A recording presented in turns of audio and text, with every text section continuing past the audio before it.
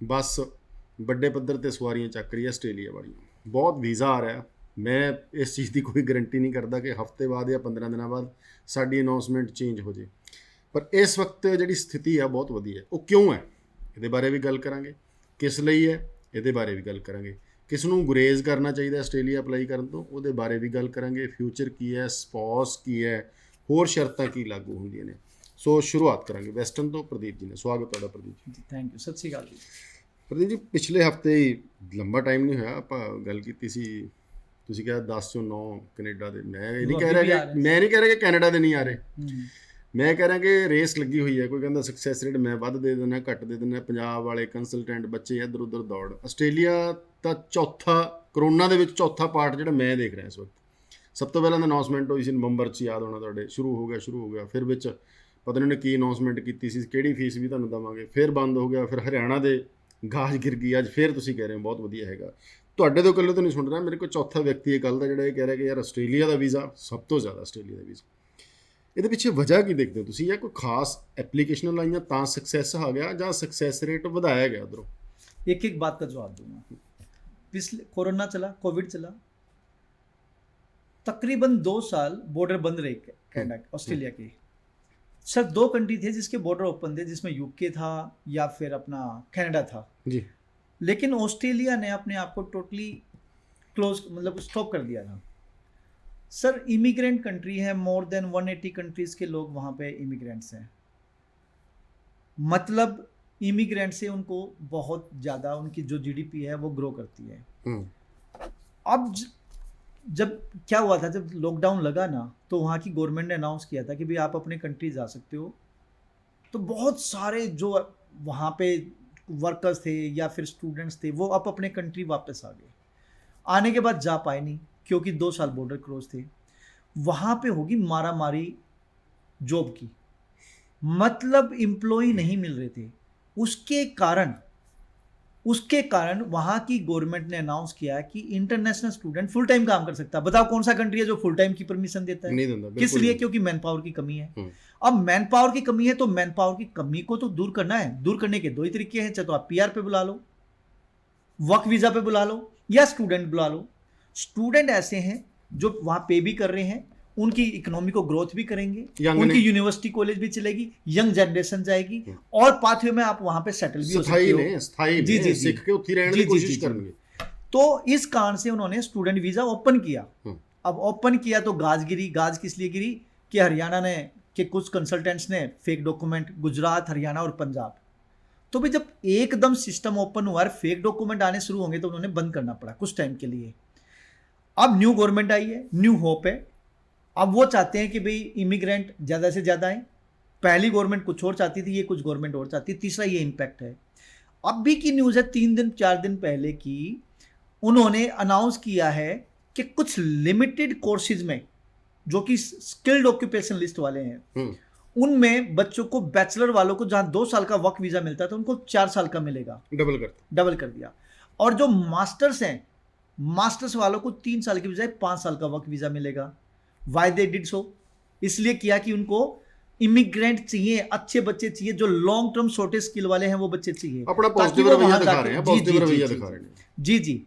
तो आज की डेट में सक्सेस रेट बहुत ज्यादा है। इसके अलावा और भी चेंज आए। अगर मैं थोड़ा सा पास्ट में जाऊं, जैसे ये ओपन हुआ, उसके बाद और भी चेंज थे। ये तो अभी के चेंज है कि भाई बैचलर और मास्टर्स वालों, बैचलर वालों को 2 साल की बजाय 4 साल का, लेकिन कुछ सिलेक्टेड कोर्सेज में, और मास्टर्स वालों को 3 साल की बजाय 5 साल का, कुछ सिलेक्टेड जो लॉन्ग टर्म शॉर्टेज स्किल वाले हैं। इसके अलावा उन्होंने कुछ और भी चेंज किए हैं। जो पहले डिप्लोमा, बैचलर, मास्टर्स करते थे, एसओ लिस्ट वाले, लॉन्ग टर्म शॉर्टेज स्किल वाले कोर्सेज होते थे, तो उनमें उनको जहां 1.5 साल का वर्क वीजा मिलता था, उनको उन्होंने 2 साल का कर दिया। सिडनी, मेलबर्न, ब्रिस्बेन में अगर हायर एजुकेशन के लिए, बैचलर मास्टर्स के लिए जा रहे हैं, तो आपको 2 साल का वर्क वीजा बैचलर में था, मास्टर्स में 2 साल का था, इन्होंने 3 साल का कर दिया। रीजनल एरिया में 1 साल और बढ़ा दिया, मतलब बैचलर वालों को 3 ईयर का और मास्टर वालों को 4 ईयर का। सुपर रीजनल एरिया में 2 साल बढ़ा दिए, मतलब बैचलर वालों को 4 ईयर और मास्टर्स वालों को 5 ईयर। ये भी उन्होंने चेंज किए। तो कितने चेंजेस आए? इसलिए आए ताकि उनको इंटरनेशनल स्टूडेंट चाहिए। आज की डेट में सक्सेस रेट बहुत आई है अगर बच्चा जेन्युइन है तो। ਹੁਣ ਮੈਨੂੰ ਅਗਲਾ ਆਨਸਰ ਜਾਣਨ ਤੋਂ ਪਹਿਲਾਂ, ਮੈਂ ਹਰੇਕ ਕੰਸਲਟੈਂਟ ਦਾ ਲਾਸਟ ਵਰਡ ਹੁੰਦਾ ਹੈ ਬੱਚਾ ਜੈਨੂਨ ਹੈ, ਬੱਚਾ ਪੜ੍ਹਾਈ ਜੈਨੂਨ ਕਰਦਾ। ਬੱਚਾ ਹਰ ਪੱਖੋਂ ਜੈਨੂਨ ਹੈ, ਉਹਦੀ ਨੁਕਸਾਨ ਜਾਂ ਗਲਤੀ ਜਾਂ ਫੇਕ ਪੁਣਾ ਕਿੱਥੇ ਦਿਖਦਾ ਕਿ ਉਹ ਫੰਡ ਤਰੀਕੇ ਨਾਲ ਸ਼ੋ ਨਹੀਂ ਕਰਦਾ। ਇਸ ਤੋਂ ਇਲਾਵਾ ਹੋਰ ਵੀ ਕੀ ਦੇਖਦੇ ਨੇ जी? देखो, दो कैटेगरी के बच्चे हैं। एक तो वो बच्चा जो जेन्युइन है, और एक बच्चा वो सामदन बेद लगा के जाना चाहता है, जिन्होंने पढ़ाई नहीं करी, जैसे लो है, उनके एकेडमिक लो है, गैप है, ISPT नहीं कर पा रहे हैं। वो है बच्चा जो मतलब एक तरह से जिसको आप कबूतरबाजी बोलोगे, जिसको फेक स्टूडेंट बोलोगे। अब कुछ कंसल्टेंट भाई इनको पुलिस वोलिस करके और जेन्युइन दिखा के फाइल लगा रहे हैं, मतलब फेक डॉक्यूमेंट के साथ। इस चक्कर में जेन्युइन बच्चे फंस रहे हैं। तो जिस बच्चे के पास फंड्स हैं, जिन बच्चों के एकेडमिक अच्छे हैं, और एकेडमिक अच्छे हैं तो उनमें कोई छेड़खानी ना हो, और बच्चों के पास वर्क एक्सपीरियंस जेन्युइन है, तो वो बच्चे तो हैं जेन्युइन। और जिन बच्चों के पास ये नहीं है और वो कहीं ना कहीं से फेक तरीके से मैनेज करते हैं, तो वो है अनजेन्युइन। ਸਮਝ ਗਏ। ਪਰ ਪ੍ਰਦੀਪ ਜੀ ਇਹਦੇ 'ਚ ਮੈਨੂੰ ਇੱਕ ਚੀਜ਼ ਸਮਝਾਓ। ਹੁਣ ਅੰਬੈਸੀ ਲਈ ਤੁਸੀਂ ਆਪ ਹੀ ਗੱਲ ਕੀਤੀ ਕਿ ਚੰਗਾ ਮਾੜਾ ਕੰਸਲਟੈਂਟਸ ਜਾਂ ਚੰਗਾ ਮਾੜਾ ਸਟੂਡੈਂਟ, ਉਹਦੇ ਮੂਹਰੇ ਤਾਂ ਡਾਕੂਮੈਂਟ ਬੋਲਦੇ ਨੇ, ਹੈ ਨਾ। ਕਈ ਵਾਰੀ ਵਿਚਾਰਾ ਚੰਗਾ ਸਟੂਡੈਂਟ ਰਗੜਿਆ ਜਾਂਦਾ ਇਸ ਚੱਕਰ 'ਚ ਕਿ ਪੁਰਾਣੇ ਨੇ ਕੁਝ ਗਲਤੀਆਂ ਕੀਤੀਆਂ। ਚਲੋ, ਬਹੁਤ ਵੱਡਾ ਵਿਸ਼ਾ ਹੈ, ਸਮੁੰਦਰ ਹੈ, ਆਪਾਂ ਨਹੀਂ ਆਉਂਦੇ। ਆਪਾਂ ਹੁਣ ਗੱਲ ਕਰ ਲਈਏ ਕਿ ਭਾਈ ਜਿਨ੍ਹਾਂ ਨੇ ਜਾਣਾ ਉਹਨਾਂ ਵਾਸਤੇ ਕੋਈ ਅੱਛੀ ਪੋਜ਼ੀਟਿਵ ਗੱਲ ਕਰੀਏ। ਮੈਂ ਥੋੜ੍ਹੀ ਜਿਹੀ ਸ਼ੁਰੂਆਤ ਇੱਥੋਂ ਕਰੂੰਗਾ। ਬਹੁਤ ਬੱਚਾ +2 ਕਰਕੇ ਕੈਨੇਡਾ ਲਈ ਐਲੀਜੀਬਲ ਨਹੀਂ, 6 'ਚ ਨਹੀਂ ਆ ਰਹੇ। ਘੱਟੋ ਘੱਟੀ ਮੋਡਿਊਲ ਦੀ, ਇਹ ਹਾਲਾਂਕਿ ਸਵਾਲ ਮੇਰੇ ਲਈ ABCD ਵਾਲਾ ਹੋਊਗਾ, ਪਰ ਮੈਂ ਤਾਂ ਪੁੱਛਣਾ ਚਾਹ ਰਿਹਾ ਕਿ ਸਭ ਨੂੰ ਇਹ ਪਤਾ ਲੱਗ ਜਾਏ ਕਿ ਕਿਸ ਤਰ੍ਹਾਂ ਦੀਆਂ ਪ੍ਰੋਫਾਈਲ ਸਕਸੈਸ ਹੁੰਦੀਆਂ ਨੇ। +2 ਤੋਂ ਬਾਅਦ ਗੈਪ ਕਿੰਨਾ ਕੁ ਮਨਜ਼ੂਰ ਹੈ, IELTS ਕਿੰਨੀ ਕੁ ਚਾਹੀਦੀ ਹੈਗੀ ਹੈ, ਸੈਕੰਡ ਉਹ ਡਿਗਰੀ ਲਵੇ ਕਿ डिप्लोमा, 3 इकट्ठे। जी देखिए, पहली बात तो 2021 पास आउट हर एक यूनिवर्सिटीज़, हर एक कॉलेज एक्सेप्ट कर रहे हैं। जो बच्चे 2020 पास आउट हैं उनको यूनिवर्सिटी एक्सेप्ट नहीं कर रही, उनको प्राइवेट कॉलेज एक्सेप्ट कर रहे हैं। सक्सेस रेट है, सक्सेस रेट प्राइवेट में भी है अगर आपको कोर्स अच्छा मिल रहा है। अदर फैक्टर्स भी हैं जिनकी मैं बात करूंगा। तो जब 2020 पास आउट है, बच्चे ने जाना ही है, तो वो प्राइवेट की तरफ जा सकता है, क्योंकि जाना है। और इधर से क्या नाम है उसका, कनाडा के प्राइवेट कॉलेज ते ऑस्ट्रेलिया के प्राइवेट कॉलेज की फर्क है? देखो, कनाडा में बहुत सारे प्राइवेट कॉलेज में पोस्ट स्टडी वर्क वीज़ा नहीं है। यहाँ की बात करूँ, प्राइवेट कॉलेज में बच्चा क्या कर रहा है, बैचलर कर रहा है तो बैचलर के बाद वर्क वीज़ा 2 साल का है, और रीजनल एरिया में तो 3 साल का है, सुपर रीजनल एरिया में है तो 4 ईयर का है। पहला डिफरेंस।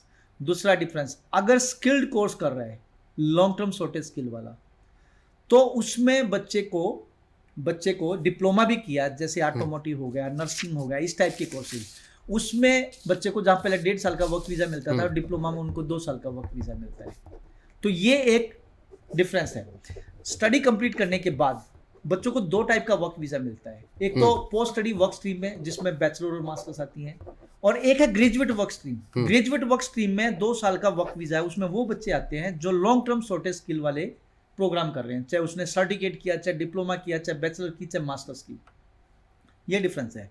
मतलब कनाडा में तो मैक्सिमम कॉलेज के पास स्टडी कंप्लीट करने के बाद वर्क वीज़ा नहीं है। यहाँ बैचलर प्राइवेट से की तो है ही है वर्क वीज़ा, या मास्टर्स की तो है ही वर्क वीज़ा। लेकिन अगर ग्रेजुएट वर्क स्ट्रीम में आप जा रहे हो, अगर आपके पास लॉन्ग टर्म शॉर्टेज स्किल वाला कोर्स है, तो ग्रेजुएट वर्क स्ट्रीम में आपको 2 साल का वर्क वीज़ा मिल जाएगा। कोर्स करने वाले ध्यान रखना, अदरवाइज ऑस्ट्रेलिया में प्राइवेट वाला भी सक्सेस है। है। कोई डिप्लोमा बिजनेस करता है, सपोज करो, नहीं है जी, कोई वर्क वीज़ा नहीं है, उसको बैचलर्स के बाद मिलेगा, उसको फिर जाके वहाँ वीज़ा एक्सटेंड कराना पड़ेगा, उसके बाद मिलेगा। कुछ सर लकी स्टूडेंट्स हैं, मैं उनका एक बार थोड़ा सा बता दूं, डिस्कस करें। ये रिसेंट अभी आज का ही वीज़ा है, स्पाउस वीज़ा आया बच्चे का, दीक्षा वर्मा स्टूडेंट का नाम है, 12th 2017 में की थी पंजाब बोर्ड से। उसके बाद एप्लीकेंट है ना, ये मेन एप्लीकेंट है, और उसके स्पाउस की भी डिटेल है मेरे पास। 2020 में इसकी BCA की थी पंजाब यूनिवर्सिटी से। 2021 से टिल डेट तक उसका पास वर्क एक्सपीरियंस था। 7 बैंड बच्चे के थे, no less than 6। Victoria University master of applied information technology में बच्चे का वीज़ा आया। जलंधर ब्रांच का ये मेरा बच्चा था, और लॉजमेंट डेट थी 5 सितंबर को फाइल लगी थी। 5 सितंबर, आज की तारीख है, मेरे ख्याल 8 तारीख है, 3 दिन में वीज़ा आया। क्या बात है।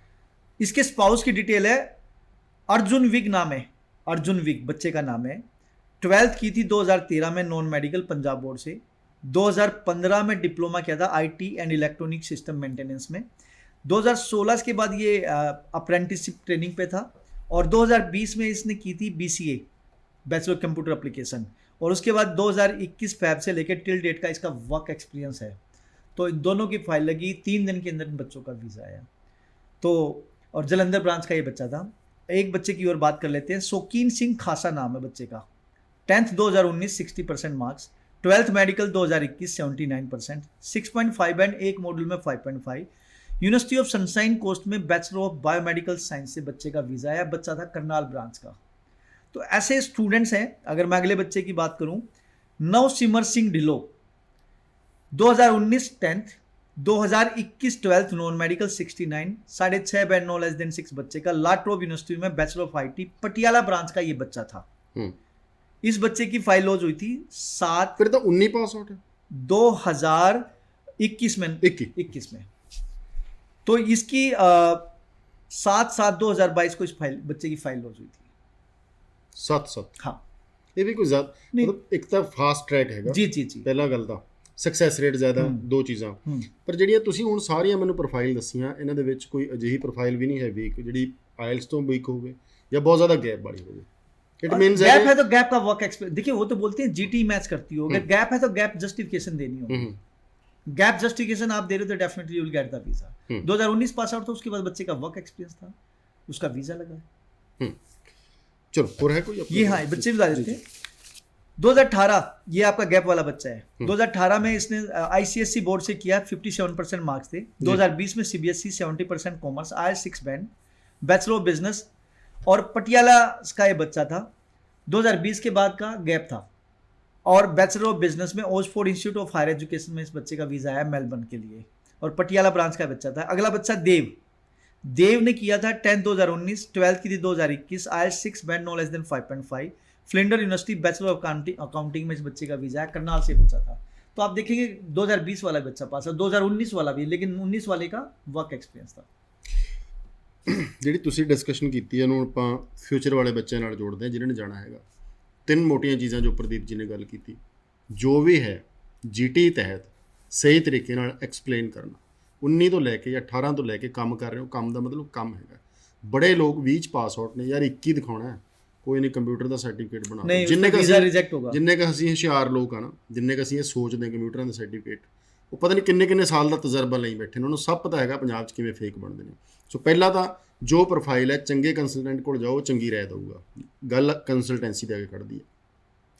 ਸੈਕੰਡ ਮੁੱਦਾ ਹੈਗਾ ਕਾਲਜ, ਕੋਰਸ ਤੇ ਏਰੀਆ, ਜਿੰਨੀ ਕੁ ਮੈਂ ਸਮਝ ਪਾਇਆ ਤੁਹਾਡੀ ਗੱਲ ਨੂੰ, ਕਿ ਇਹ ਵੀ ਇੱਕ ਬਹੁਤ ਵੱਡਾ ਮੈਟਰ ਰੱਖਦਾ ਹੈ। ਥਰਡ ਗੱਲ ਫੰਡ ਤੇ ਆਣੀ ਹੈ, ਜਿਹੜੀ ਅਸੀਂ ਹਲੇ ਡਿਸਕਸ ਨਹੀਂ ਕੀਤੀ। ਫੰਡਾਂ ਦੇ ਆਉਣ ਤੋਂ ਪਹਿਲਾਂ ਮੈਂ ਆ ਜਾਂਦਾ ਸਪਾਊਸ ਤੇ।